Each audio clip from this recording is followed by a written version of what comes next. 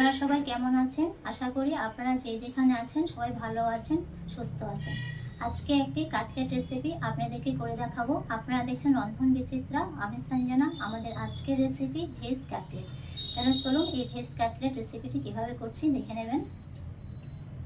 Veg কাটলেটটা করার জন্য gas on করে একটা কড়াই বসিয়ে দিয়েছি। কড়াইয়ের মধ্যে পরিমাণ মতো সর্ষের তেল দিয়ে দিলাম। প্রায় 2 চামচের মতো সর্ষের তেলটা দিয়ে দিলাম। এখানে দুটো আলু সেদ্ধ করা আছে আর দুটো গাজর সেদ্ধ করে নিয়েছি। তো এইগুলোকে হাত দিয়ে একটু ভেঙে ভেঙে কড়াইয়ের মধ্যে দিয়ে দেব।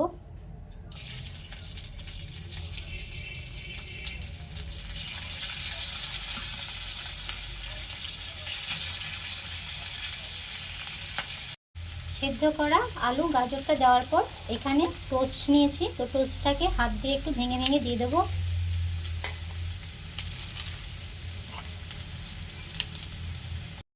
তারই সঙ্গে দিয়ে দেব কিছুটা পেঁয়াজ কুচি, টমেটো কুচি, কাঁচা লঙ্কা কুচি, টেস্ট অনুযায়ী হাফ চামচ নুনটা দিলাম, হাফ চা চামচ ধনে গুঁড়ো, হাফ চা চামচ জিরে গুঁড়ো,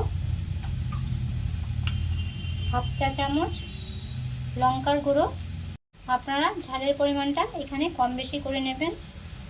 চা চামচ আদা রসুন বাটাটা দিয়ে দিলাম। সবশেষে দিয়ে দিলাম 1 চা চামচের মতো ম্যাগি মশলা। সবগুলো উপকরণ ভালোভাবে মিশিয়ে নেব।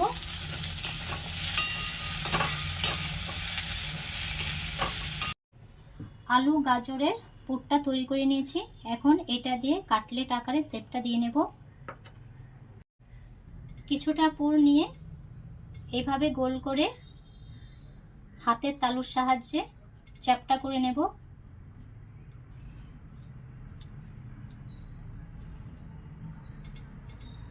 একটু লম্বালম্বি ভাবে চ্যাপটাটা করে নেব।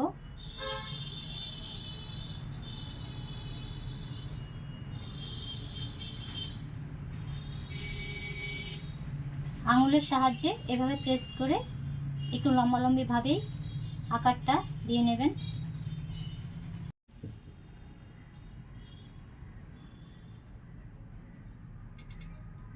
এইভাবে আঙুলের সাহায্যে একটু প্রেস করে লম্বালম্বি ভাবে কাটলেটটা তৈরি করে নেবেন। আমি যেভাবে করছি সেভাবে করে নেবেন। একটা কাটলেট তৈরি হয়ে গেছে। তো এইভাবে বাকিগুলো করে নেব। আর সব কাটলেটগুলো তৈরি করে নিয়েছি। এখন একটা ব্যাটার তৈরি করে নেব। ব্যাটারটা তৈরি করার জন্য প্রথমে 2 চামচ ময়দা দিয়ে দেব। তো প্রথমে 1 চামচ দিয়ে দিয়েছি, আর 1 চামচ দিয়ে দিচ্ছি। ময়দাটা দেওয়ার পর এখানে হাফ চা চামচের মতো গোলমরিচের গুঁড়ো দিতে হবে। সবশেষে দিয়ে দিতে হবে 1 চা চামচের মতো টমেটো সস। এখন সামান্য একটু জল দিয়ে একটা ব্যাটার তৈরি করে নেবেন।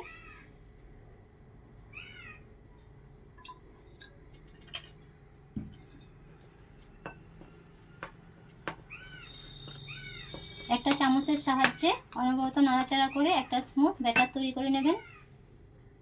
তো এখানে আমি আর সামান্য একটু জল ইউজ করছি।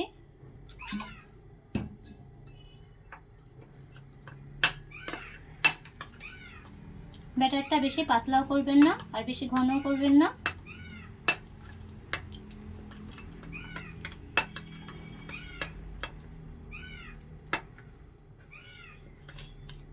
এরকম একটা স্মুথ ব্যাটার তৈরি করে নেবেন।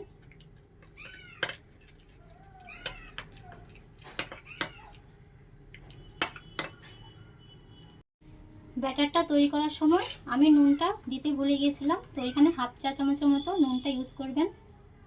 নুনটা দেওয়ার পর চামচ দিয়ে নাড়াচাড়া করে ভালোভাবে মিশিয়ে নেবেন। ব্যাটারটা তৈরি করে নিয়েছি। এখন এটা এক পাশে রেখে দেব। ব্যাটারটা কোট করার জন্য এখানে 1 কাপ ময়দা নিলাম। ময়দাটা দেওয়ার পর এখানে হাফ চা চামচের মতো নুনটা দিয়ে দিলাম, হাফ চা চামচের মতো লঙ্কার গুঁড়ো, সবশেষে দিয়ে দেব 1 চা চামচ চাট মশলা। সবগুলো উপকরণকে হাতের সাহায্যে ভালোভাবে মিক্স করে নেব। এখন অল্প অল্প জল দিয়ে একটু ঝুরঝুরে করে আটাটা মেখে নেব।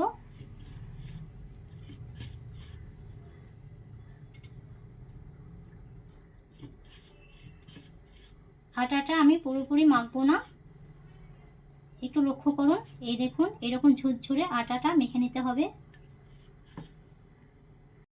আটাটা মাখার পর এরকম হবে।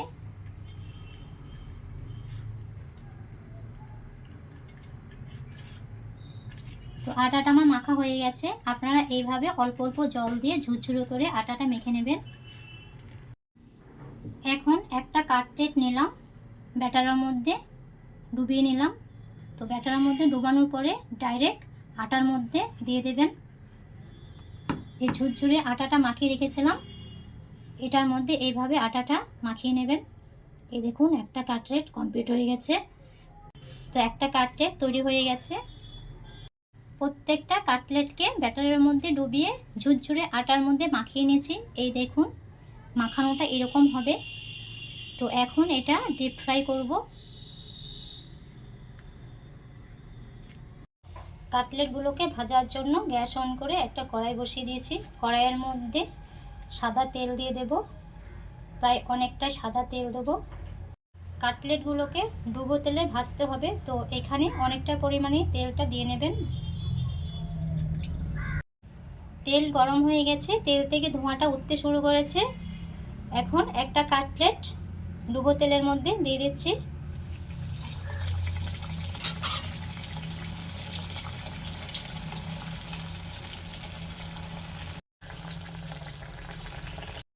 এই সময় গ্যাসের ফ্লেমটা লো টু মিডিয়ামে রেখে চারিধার থেকে তেলটা কাটলেটের উপরে এইভাবে দিয়ে দেবেন।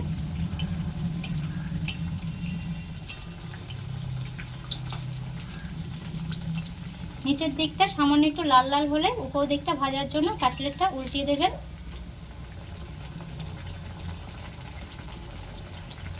কাটলেটটাকে এপিঠ ওপিঠ দু পিঠ উল্টিয়ে পাল্টিয়ে লাল লাল করে ভেজে নিয়েছি। এখন একটা প্লেটের মধ্যে তুলে নেব। এইভাবে বাকি কাটলেটগুলো ভেজে নেব। সব কাটলেটগুলো ভেজে নিয়েছি। এটা আপনাদের বাচ্চাদের টিফিনে, ব্রেকফাস্টে বা সন্ধ্যার সময় কোনো অতিথি এলে ওদেরকেও আপনারা এটা গরম গরম ভেজে দিতে পারেন। এই ভেজ কাটলেট রেসিপিটি আপনাদের কেমন লাগলো কমেন্টে জানাবেন। আজ এই পর্যন্তই, দেখা হচ্ছে পরবর্তী একটি ভিডিওতে। সবাই ভালো থাকবেন, চিরসবুজ থাকবেন।